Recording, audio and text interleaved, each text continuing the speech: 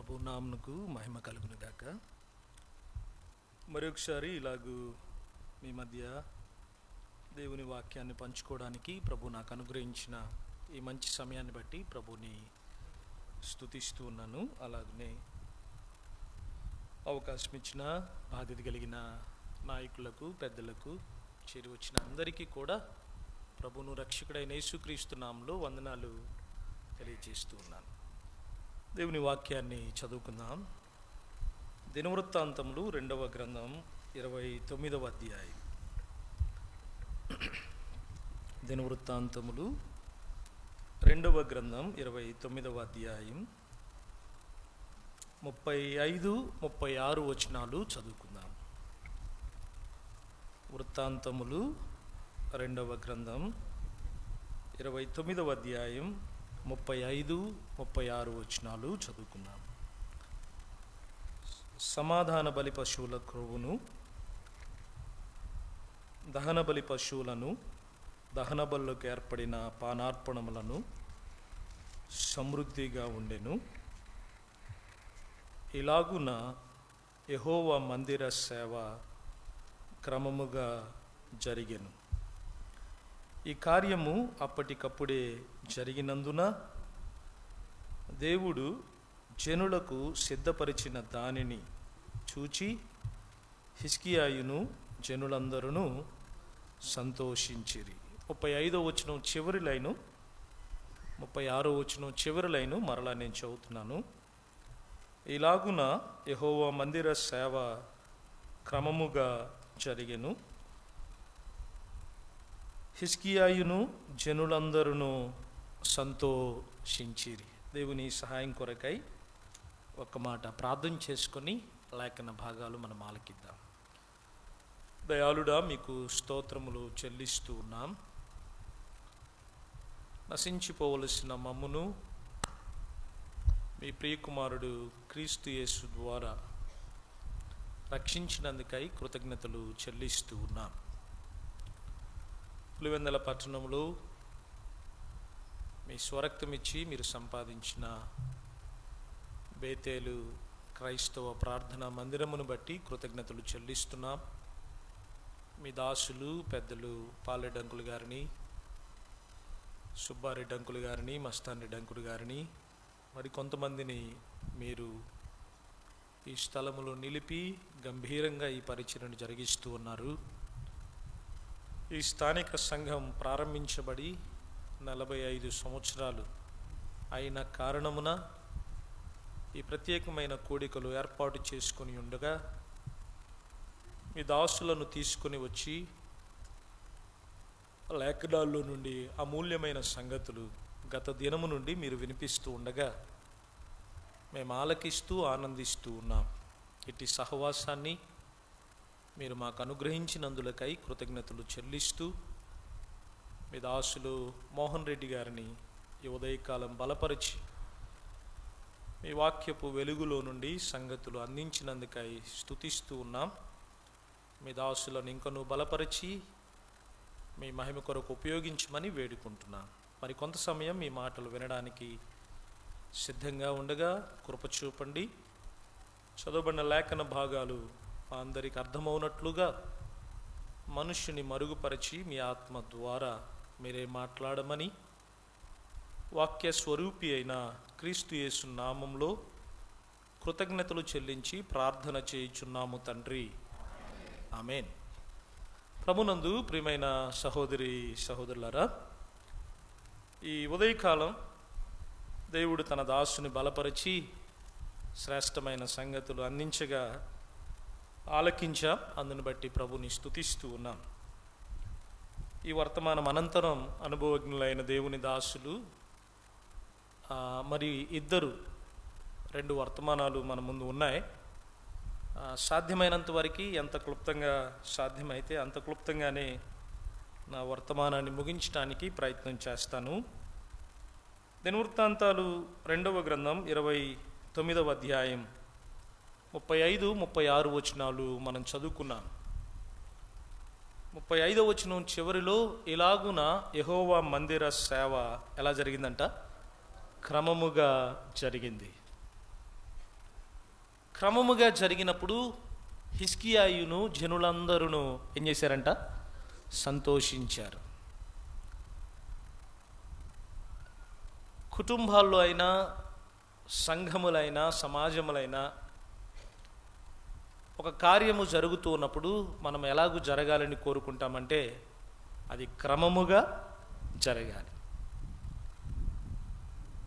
క్రమముగా జరిగినప్పుడు అది అందరికీ సంతోషాన్ని కలిగిస్తుంది, అందరికీ ఆనందాన్ని కలిగిస్తుంది. ప్రాముఖ్యంగా ఇక్కడ వ్రాయబడిన మాట ఏంటంటే సంఘములో సేవ ఎలా జరిగిందంట? క్రమముగా జరిగింది అన్నాడు. సంఘములో క్రమము చాలా అవసరం. యేసు ప్రభు వారు అక్రమాన్ని సహించేవాడు కాదు. మత్తయి సువార్తలో ఆ భాగాలు మనం చూస్తాం. కొద్దిమంది దేవుని సేవకులైన వారు ప్రభు దగ్గరికి వెళ్ళి ప్రభుతో మాట్లాడుతున్న సందర్భంలో ప్రభు ఇలా అన్నాడు, ప్రభువా ప్రభు అని పిలుచు ప్రతివాడు పరలోక రాజ్యానికి వారసుడు కాడు అన్నాడు. వారిక తమ గురించి చెప్పుకున్నారు.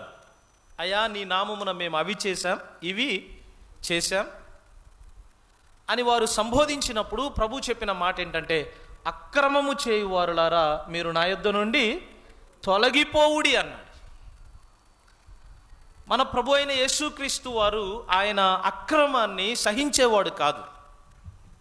యెరూషలేములో దేవాలయమునకు ఆయన వెళ్ళినప్పుడు దేవుని మందిరములో అనగా ప్రార్థన జరగవలసిన స్థలములో క్రయ విక్రయాలు అనగా వ్యాపారాలు జరుగుతూ ఉన్నప్పుడు ప్రభు మౌనముగా ఉండినవాడు కాదు. ఆయన కొరడా తీసుకొని క్రయ విక్రయాలు చేయు వారిని ఆయన తోలి వేశాడు. అంటే దేవుని పిల్లల మధ్య దేవుని మందిరములో అక్రమాన్ని ప్రభు ఏమాత్రము సహించాడు. అలాగైతే ఇక్కడ వ్రాయబడిన మాట, ఇలాగున దేవుని మందిరములో సేవ ఎలా జరిగిందంట? క్రమముగా జరిగింది. ఎలాగునా, ఇలాగున అన్నాడు కదా, ఎలాగునా. ఈ ఉదయకాలం మన గమనాన్ని అటు ఇటు త్రిప్పకుండా ఇదే అధ్యాయములో నుండి ఒక 7 మాటలు ఎలాగున దేవుని మందిరములో సేవ క్రమముగా జరిగిందో ఈ అధ్యాయంలో నుండి ఒక 7 మాటలు నేను తెలియచేసి చాలా క్లుప్తంగానే ముగిస్తాను. మొదటి మాట రండి చదువుదాం. 29వ అధ్యాయం వచనం 5 చదువుదాం. 29వ అధ్యాయం వచనం 5. వారికి ఇలాగు ఆజ్ఞ ఇచ్చెను, లేవీలారా నా మాట ఆలకించుడి. ఇప్పుడు మిమ్మును మీరు ప్రతిష్ఠించుకొని అన్నాడు. ఇప్పుడు మిమ్మును మీరు ప్రతిష్ఠించుకొని. వచనం 15 చదువుదాం. 29వ అధ్యాయం వచనం 15. వీరు తమ సహోదరులను సమకూర్చి తమ్మును ప్రతిష్ఠించుకొని. వచనం 19. మరియు రాజైన ఆహాజు ఏలిన కాలమున అతడు ద్రోహము చేసి పారవేసిన ఉపకరణములన్నిటినీ మేము సిద్ధపరిచి ప్రతిష్ఠించి ఉన్నాము. మొదటి మాట, ఈ ఉపోద్ఘాతం మనం ఎరిగిందే, సమయభావాన్ని బట్టి నేను జ్ఞాపకం చేయడం లేదు. హిజ్కియా ఏలన ఆరంభించినప్పుడు అని వ్రాయబడింది. ఆయన తండ్రి ఆహాజు, అతడు దేవాలయపు తలుపులు మూయించాడు, విగ్రహాలను పూజిస్తూ వచ్చాడు. కానీ హిజ్కియా దావీదు ఎలా యథార్థంగా నడుచుకున్నాడో అలాగూ యథార్థంగా నడుచుకుంటూ దేవాలయపు తలుపులు తెరిపించాడు. ఇప్పుడు మందిరములో సేవ క్రమముగా జరగడానికి కొన్ని కార్యాలు చేస్తూ ఉన్నాడు. అదేంటంటే మొదటి మాట అదే మనం చదువుకున్నాం. హిజ్కియా రాజు ఏమని ఆజ్ఞాపిస్తున్నాడంటే, దేవుని మందిరములో సేవ క్రమముగా జరగాలి అంటే మొట్టమొదట మిమ్మును మీరు దేవునికి ప్రతిష్ఠించుకోవాలి అన్నాడు. ఏం చేయాలంట? మిమ్మును మీరు దేవునికి ప్రతిష్ఠించుకోవాలి. ప్రతిష్ఠించుకోవడం, దానికి పర్యాయ పదాలు ఉన్నాయి. అప్పగించుకోవడము అంటారు, సమర్పించుకోవడము అంటారు కదా. ఇంగ్లీష్ పదాలు కూడా మనకి బాగా అలవాటే. కమిట్మెంట్ అంటారు. అంటే దేవుని మందిరములో సేవ క్రమముగా జరగాలి అంటే ప్రతి ఒక్కరికి ఉండవలసిన ప్రధానమైన లక్షణం సమర్పణ. మన జీవితాలను సంపూర్ణంగా దేవుని కొరకై ఏం చేయాలి? ప్రతిష్ఠించుకోవాలి, లేక సమర్పించుకోవాలి. ఒక విద్యార్థి చక్కగా చదువుకొని పరీక్షలలో మంచి మార్కులు సాధించినప్పుడు వారి గురించి ఉపాధ్యాయులైనా కుటుంబ సభ్యులైనా ఏమంటారు? Brother, he has a good commitment brother. అతనికి మంచి సమర్పణ ఉంది, అతడు విద్య కొరకై తన్ను తాను అప్పగించుకున్నాడు. అలాగైతే లోకములో ఏ పని చేయాలి అన్నా, అది ఉద్యోగమైనా, వ్యాపారమైనా, అది విద్య అయినా, అది ఏదైనా, అందులో అతడు విజయము సాధించాలి అంటే సమర్పణ అవసరం. అలాగే దేవుని మందిరములో సేవ క్రమముగా జరగాలి అంటే సమర్పణ లేక ప్రతిష్ఠించుకోవడం అనేది చాలా ప్రాముఖ్యమైనది. సమూయేలు మొదటి గ్రంథంలో లేఖన భాగాలు మనం చదివినప్పుడు దేవుని మందిరములో సేవ ఏలీ కుమారుల కాలంలో క్రమముగా జరగల. ఎందుకు అంటే 2వ అధ్యాయంలో చదువుతాం, వారు యెహోవాను ఎరుగని దుర్మార్గులు, తమ జీవితాలను వారు ప్రభువుకు అప్పగించుకోలా. యేసు ప్రభు వారిని సొంత రక్షకునిగా అంగీకరించిన అనుభవం, ప్రభువు కొరకు ప్రత్యేకింపబడిన అనుభవం వారి జీవితాల్లో లేదు. కానీ సమూయేలు కాలములో ప్రభావం తిరిగి వచ్చింది. ఈకాబోదు అనుభవం నుండి వారు దేవుని ప్రభావాన్ని తిరిగి పొందుకున్నారు. ఆ మందిరములో సేవ క్రమముగా జరిగింది. కారణం ఏంటంటే సమూయేలు తన జీవితాన్ని దేవుని కొరకు ప్రతిష్ఠించుకున్నాడు. అదే మొదటి అధ్యాయం చివరి వచనాల్లో 24 నుండి 28 వచనాల్లో ఆ భాగాన్ని మనం చదువుతాం. సమూయేలు తల్లి ఆ బిడ్డను, వీడు బ్రతుకు దినములన్నిటను వీడు యెహోవాకు ప్రతిష్ఠితుడు అని ఆ తల్లి సమర్పించినప్పుడు బాలుడైన సమూయేలు కూడా అప్పుడు వాడు యెహోవాకు అక్కడనే మ్రొక్కేను అని వ్రాయబడింది. తన జీవితాన్ని ప్రభు కొరకై ప్రతిష్ఠించుకున్నప్పుడు, సమర్పించుకున్నప్పుడు ఆ మందిరములో సేవ ఎలా జరిగిందంట? క్రమముగా జరిగింది. రాజైన హిజ్కియా అదే ఆజ్ఞాపిస్తూ ఉన్నాడు. దేవుని మందిరములో సేవ క్రమముగా జరగాలి అంటే సంఘములో ఉన్న విశ్వాసుల మధ్య ఉండవలసిన ప్రప్రథమమైన లక్షణం ప్రభు కొరకై మన జీవితాలను ఏం చేయాలంట? ప్రతిష్ఠించుకోవాలి. ప్రతిష్ఠించుకోమని ఆజ్ఞాపించాడు. వచనం 5లో, వచనం 15లో ఆ మాట మనం చదువుకున్నాం. వీరు తమ సహోదరులను సమకూర్చి తమ్మును ప్రతిష్ఠించుకొని, కేవలం బాధ్యత కలిగిన వారే కాదు, మిగిలిన వారిని కూడా సమకూర్చి వారంతా కలిసి ఏం చేస్తున్నారు? ప్రభువుకి తమ జీవితాలను ప్రత్యేకించుకుంటూ ఉన్నారు. అలాగైతే దేవుని మందిరములో సేవ క్రమముగా జరగడానికి మనలో ఉండవలసిన ప్రధానమైన లక్షణం మన జీవితాలను ప్రభు కొరకు ప్రతిష్ఠించుకోవాలి. అది మొదటి మాట. రెండవ మాట చదువుదాం. 29వ అధ్యాయం 5వ వచనం 2వ భాగాన్ని నేను చదువుతున్నాను. మీ పితరుల దేవుడైన యెహోవా మందిరమును ప్రతిష్ఠించి పరిశుద్ధ స్థలములో నుండి నిషిద్ధ వస్తువులన్నిటినీ బయటకి కొనిపోవుడి అన్నాడు. వచనం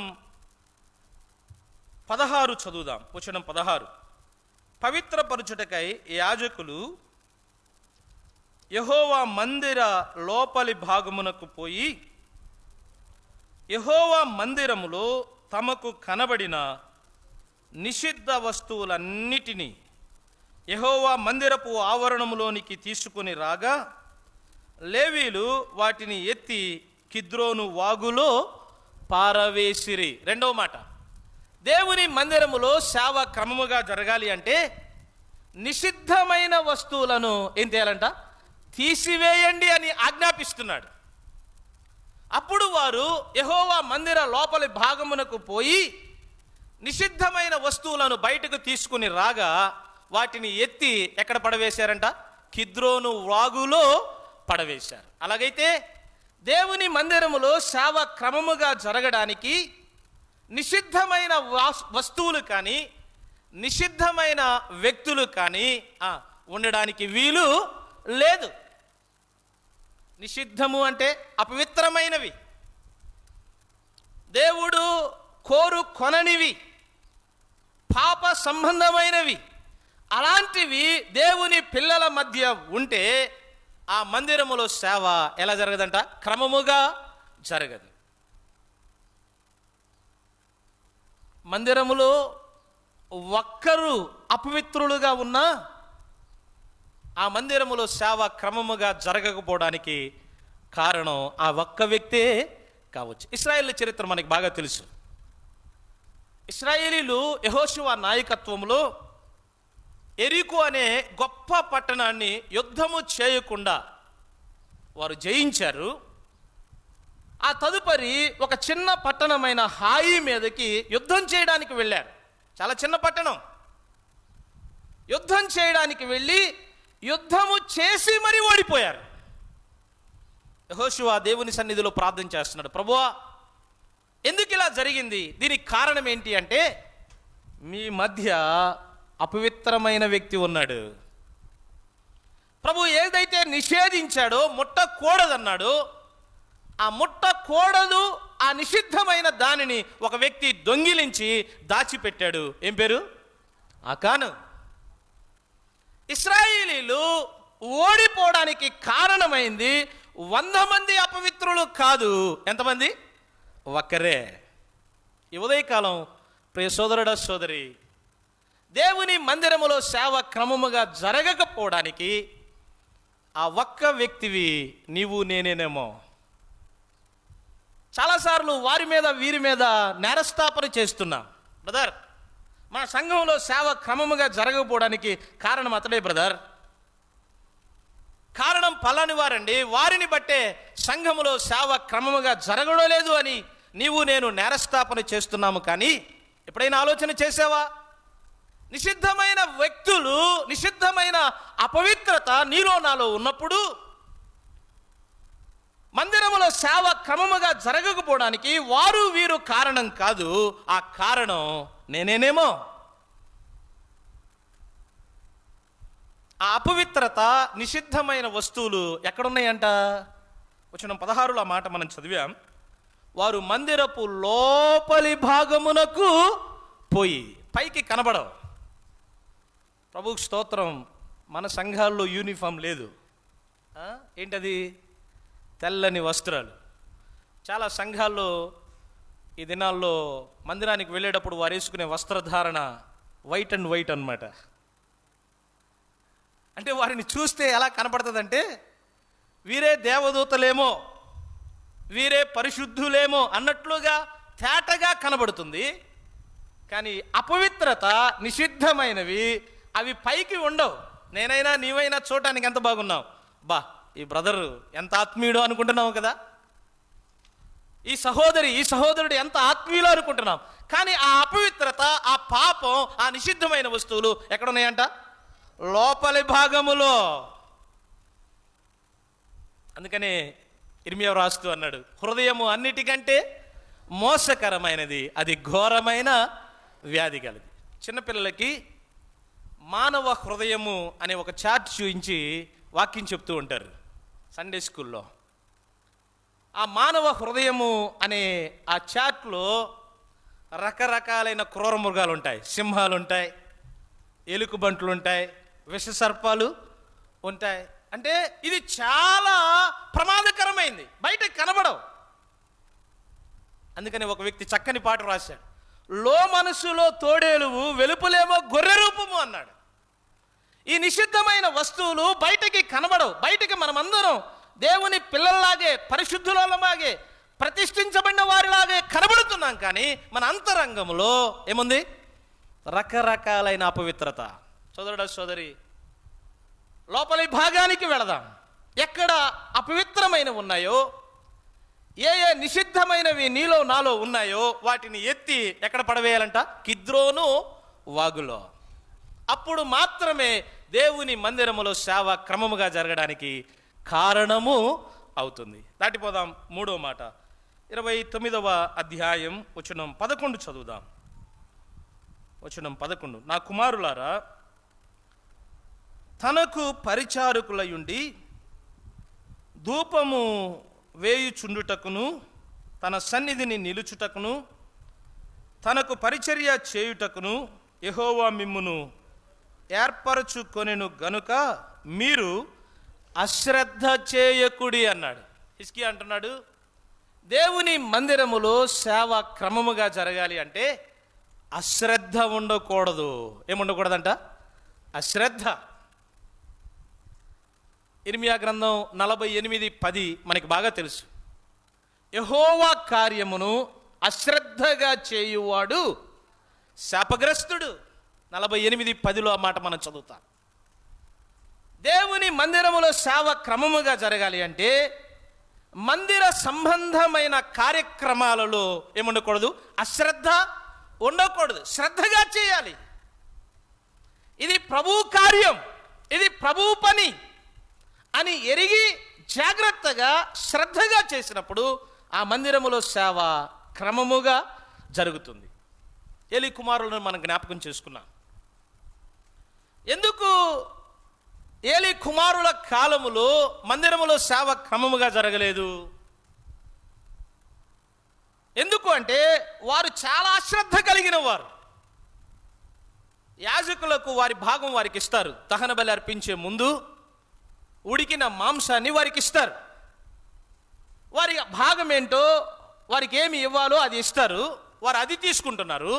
పనివారిని పంపి అది కాక పచ్చి మాంసము కూడా ఇవ్వమన్నాడు. అలా కుదరదయ్యా, అలా చేయకూడదు, బలి అర్పించిన తర్వాత ఇస్తాము అంటే కాదు కాదు, మీరు ఇస్తారా బలవంతంగా మమ్మల్ని తీసుకోమంటారా? చూసారా, వారికి ఏమాత్రం శ్రద్ధ లేదు, ఏమాత్రం జాగ్రత్త లేదు. వారెంత ధైర్యంగా మాట్లాడుతున్నారండి. మీరు ఇస్తారా బలవంతంగా మమ్మల్ని తీసుకోమంటారా? దేవుని పని విషయంలో అశ్రద్ధ పనికిరాదు. జాగ్రత్త లేకపోవడం, ఆశామాష. చాలామందికి దేవుని పని అంటే ఆశామాష అలవాటైపోయింది. దేవుని మందిరములో సేవ చేయడం, కార్యక్రమాలు జరిగించడం అలవాటైపోయిన కారణాన ఆ విషయంలో జాగ్రత్తలు పాటించలేకపోతున్నాం. ఆ విషయంలో శ్రద్ధ కలిగి ఉండలేకపోతున్నాం. చాలా తేటగా జ్ఞాపకం చేస్తున్నాడు. పరిచారకులారా, లేవీలారా, ధూపం వేయువారులారా, పరిచర్య చేయువారులారా, మీరందరూ శ్రద్ధగా చేయాలి. అశ్రద్ధ మీ మధ్య ఉండడానికి వీలు లేదు. ఆలోచన చేద్దాం. ప్రభు పనిలో పాలిభాగస్తులుగా ఉన్నాం. రకరకాలైన పరిచర్యలు. ప్రభు మనకిచ్చిన పని అది చిన్నదే కాబోలు పెద్దదే కాబోలు, ఆ పరిచర్య ఎలా చేయాలంట? శ్రద్ధగా చేయాలి. ఉదయకాలం బహుశా గత రాత్రి కొంతమంది సహోదరులు చక్కగా చెమ్ముతున్నారు. వారు అశ్రద్ధగా చేశారనుకోండి ఆ పని, ఈ మ్యాట్లలో కొంతమంది బిస్కెట్లు తింటారు పిల్లలు, పెద్దవారు కాదులే, చాక్లెట్లు తింటారు. తినేటప్పుడు సహజంగానే కింద పడిపోతాయి. వారు శ్రద్ధగా పని చేయకపోతే, అంటే నూకటం చిమ్మటం చేయకపోతే ఉదయకాలానికి ఏమొస్తాయి? చీమలు వస్తాయి. కూర్చోగలము మనం ఇలా?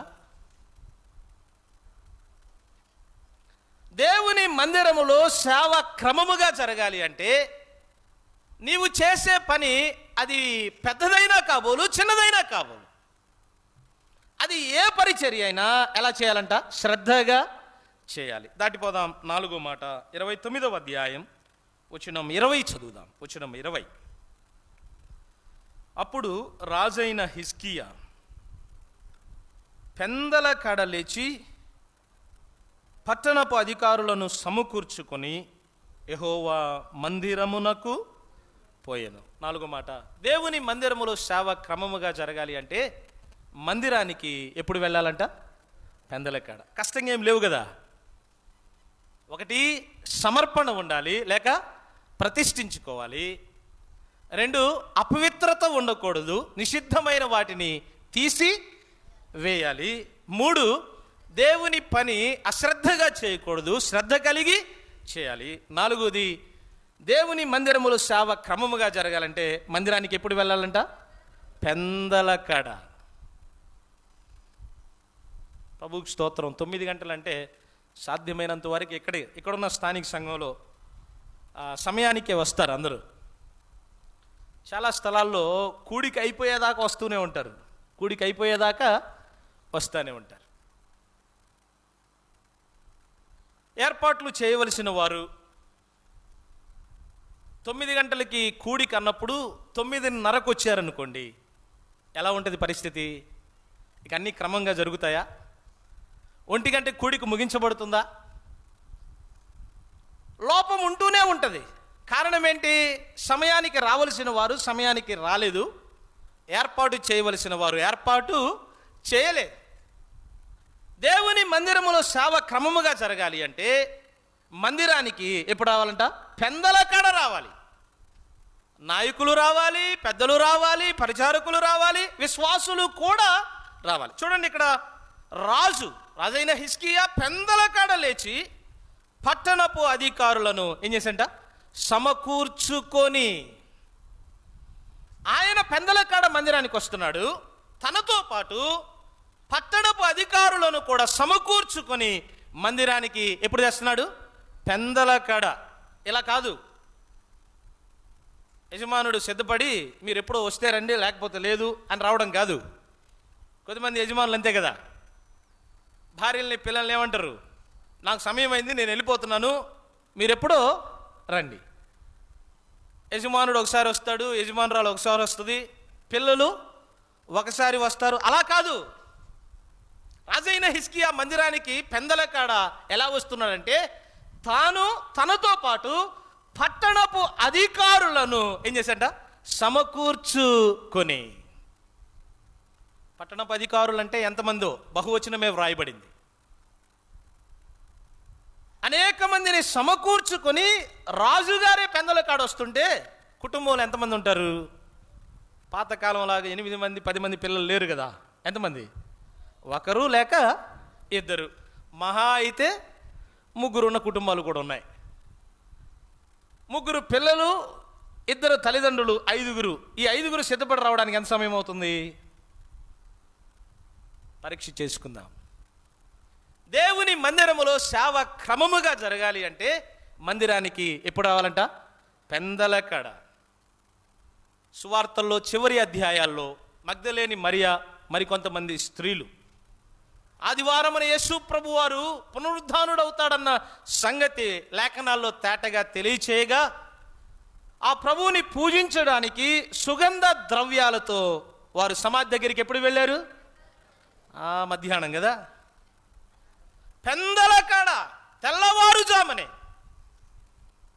ఆదికాండము 22వ అధ్యాయం 3వ వచనంలో మోరియా పర్వతం మీద బలి అర్పించడానికి దేవాతి దేవుడు అబ్రహాముకు తెలియచేసినప్పుడు పనివారిని, పశువులను, తన కుమారుణ్ణి వెంటబెట్టుకొని ఎప్పుడు వెళ్ళాడు?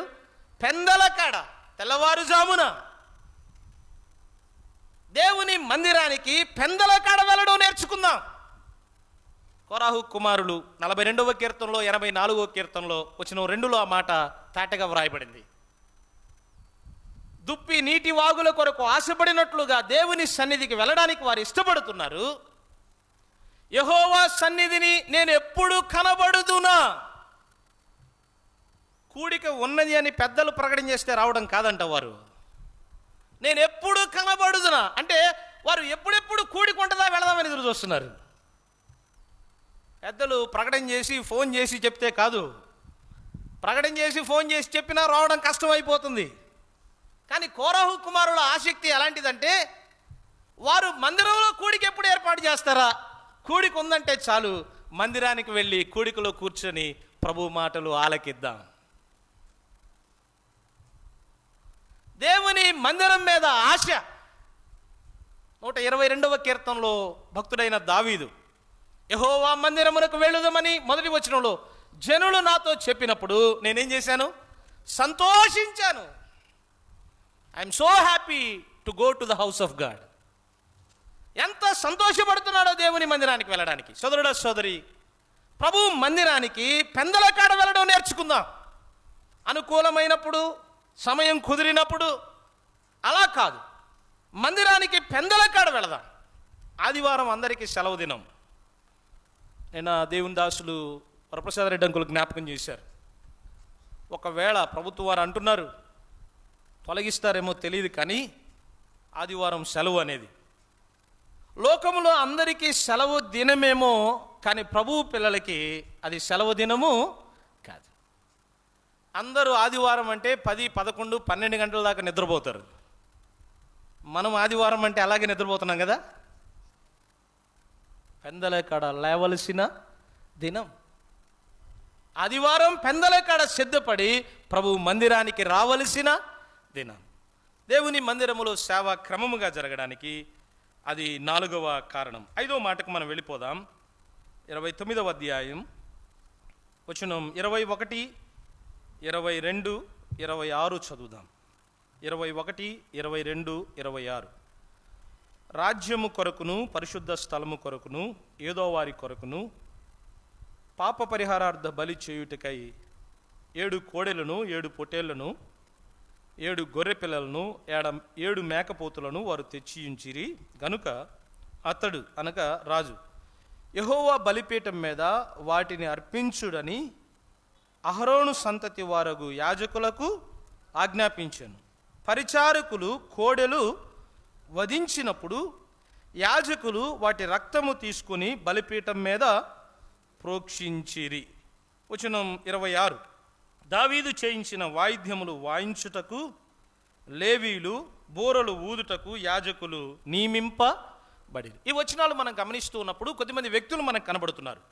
ఆజ్ఞాపించేవారు ఉన్నారు, అహరోను సంతతి వారు ఉన్నారు, పరిచారకులు ఉన్నారు, యాజకులు ఉన్నారు, లేవీలు ఉన్నారు. ఇలా చెప్పనివ్వండి, దేవుని మందిరములో సేవ క్రమముగా జరగాలి అంటే ఎవరి పని వారు చేయాలి. ఏంటది? ఎవరి పని వారు చేయాలి. ఆజ్ఞాపించేవారు వేరు. అతడు ఆజ్ఞాపిస్తున్నాడు బలులు అర్పించుడి అని. అహరోను సంతతి వారు ఈ కార్యక్రమాన్ని జరిగిస్తూ ఉన్నారు. పరిచారకులు వధిస్తున్నారు, రక్తాన్ని తీసుకుని వెళ్ళి యాజకులు ప్రోక్షిస్తూ ఉన్నారు.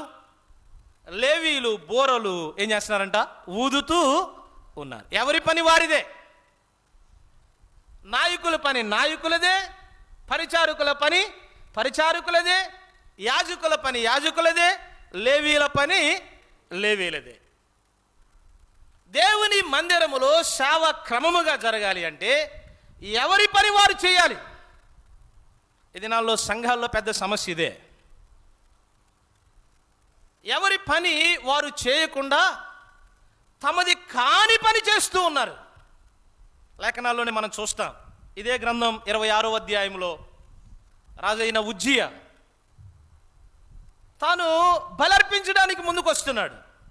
అది ప్రభు తనకు అప్పగించాల. తనకు అప్పగించిన పని ఏంటి? పరిపాలన చేయడం. ధూపం వేయడానికి ముందుకు వస్తున్నప్పుడు అలాగూ కాదు, నీవు చేయకూడదు, ఇది నీ పని కాదు అన్న అతడు రౌద్రుడై స్థిరపడిన తర్వాత అని వ్రాయబడింది. అతడు రౌద్రుడైపోయి స్థిరపడిన తర్వాత ఆ పని చేయడానికి ముందుకు వచ్చాడు. ఏమయ్యాడు? కుష్ఠరోగం వచ్చింది. సమూయేలు మొదటి గ్రంథం 13వ అధ్యాయంలో 7 దినాలు ఆగమని చెప్పాడు సమూయేలు. రాజైన సౌలు 7 దినాలు ఎదురు చూశాడు, బాగానే ఉంది. ఇంకా కొన్ని క్షణాల్లో సమూయేలు వస్తాడు. అతడు రాకముందే అతడు రావడం ఆలస్యమైందని తనది కాని పని చేశాడు. ఎవరు? రాజైన సౌలు. నష్టపోతావు, జాగ్రత్త. ప్రభు నీకే పని అప్పగించాడో ఆ పని నమ్మకంగా చేద్దాం. మనది కాని పని చేయడానికి ఏ రోజు కూడా నీవు నేను ప్రయత్నము చేయకూడదు. ప్రాముఖ్యంగా యవనస్తులైన వారు. ఏది బ్రదర్, ఎప్పుడు నేను పాటలే పాడాలా?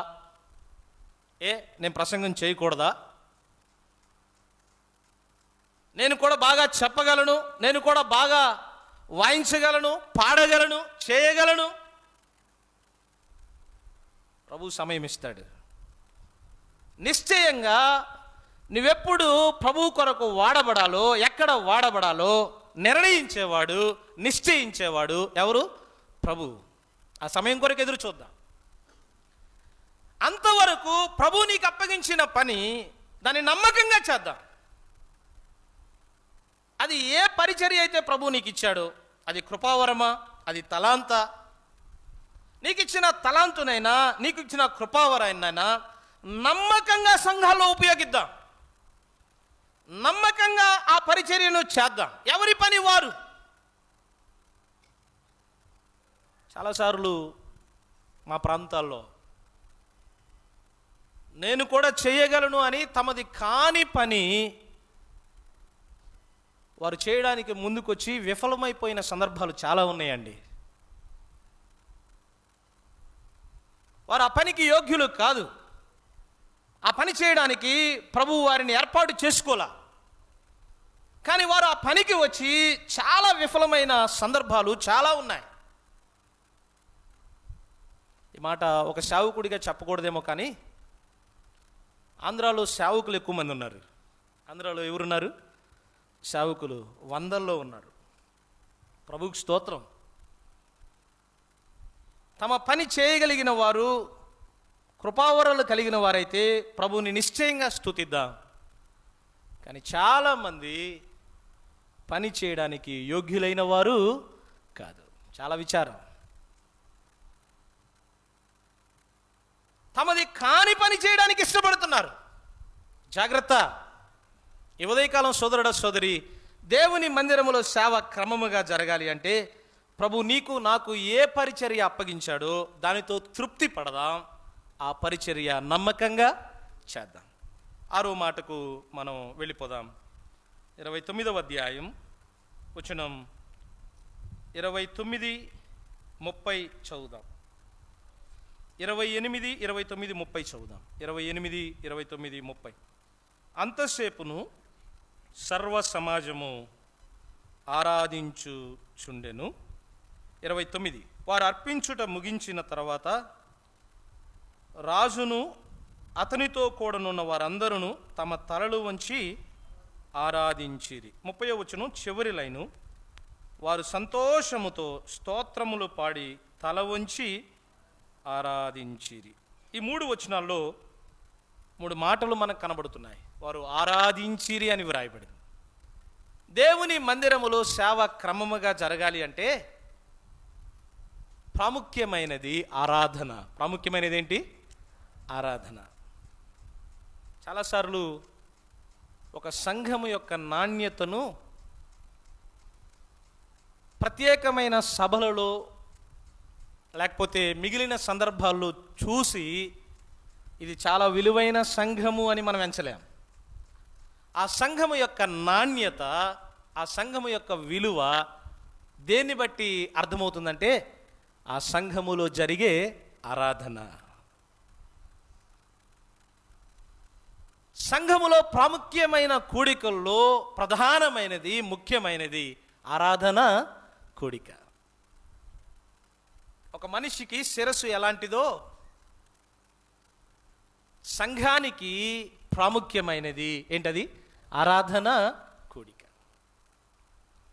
శిరస్సు బాగుంటే అవయవాలన్నీ బాగుంటాయి, వాటి పనితీరు బాగుంటుంది.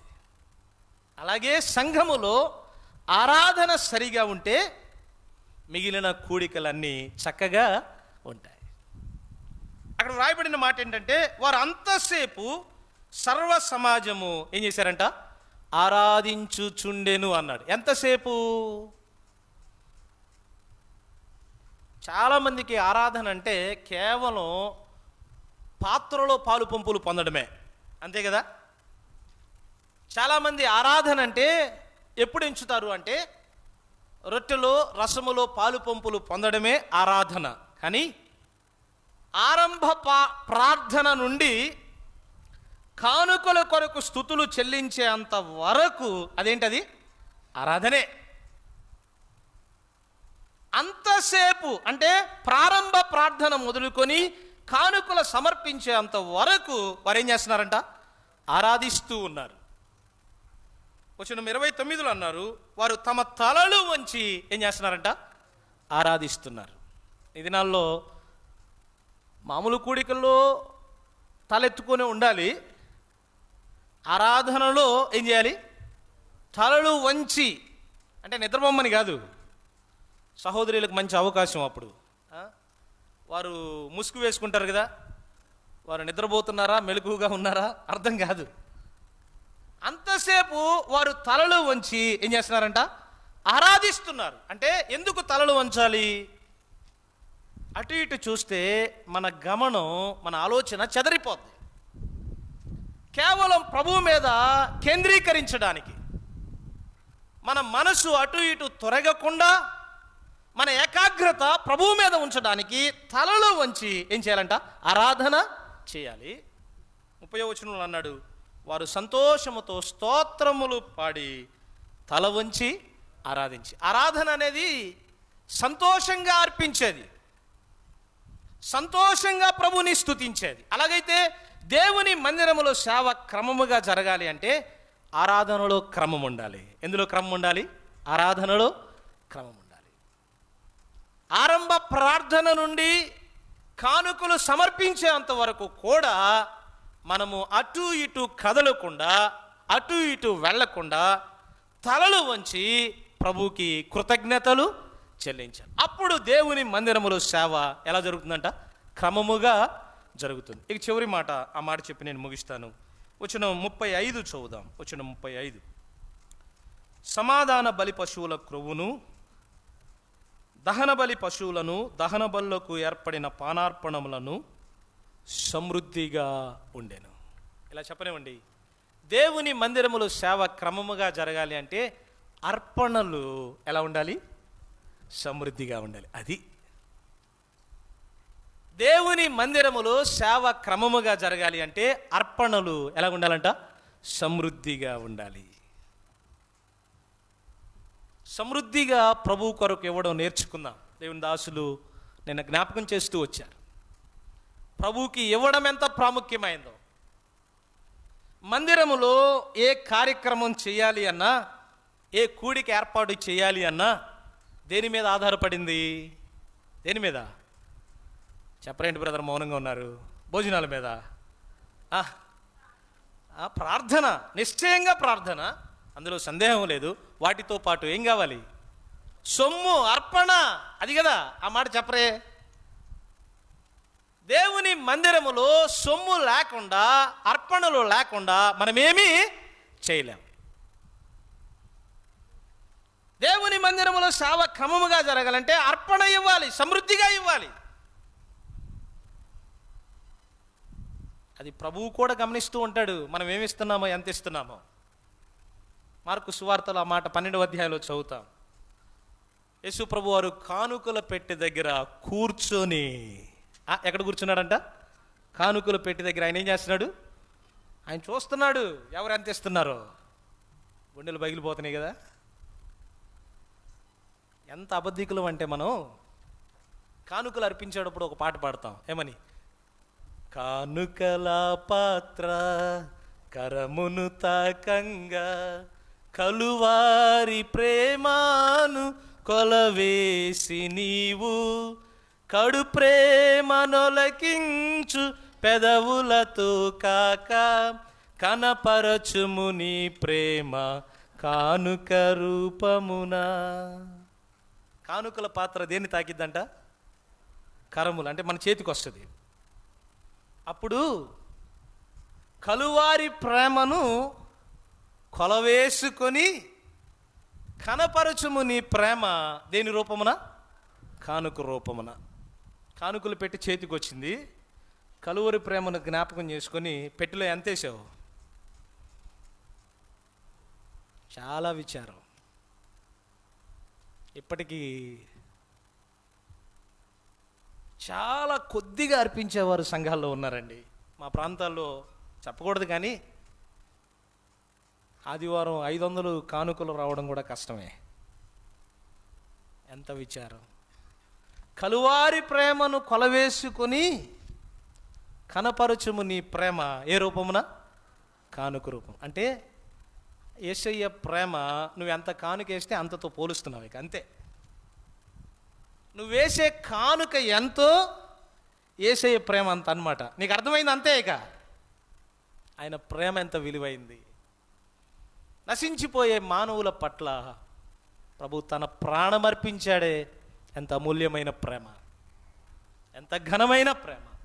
ఆ ప్రేమకు తగినట్లుగా ప్రభువుకి మనమేం అర్పించాలంట? కానుకలు అర్పించాలి. అందరిలాగా ఎప్పుడంటే అప్పుడు మనం కానుకలు పెడతామా? ఎప్పుడు పెడతాం? ఎందుకు ఆరాధనలోనే పెడతారు? ఎప్పుడైనా ఆలోచన చేశారా? అర్పణ అది ఆరాధనలో భాగం.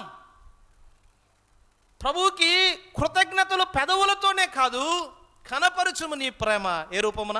కానుక రూపమున. నేను ముగిస్తూ ఉన్నాను. ఇలాగున యెహోవా మందిరాల సేవ ఎలా జరిగిందంట? క్రమముగా జరిగింది. అప్పుడు హిజ్కియాయును జనులందరూ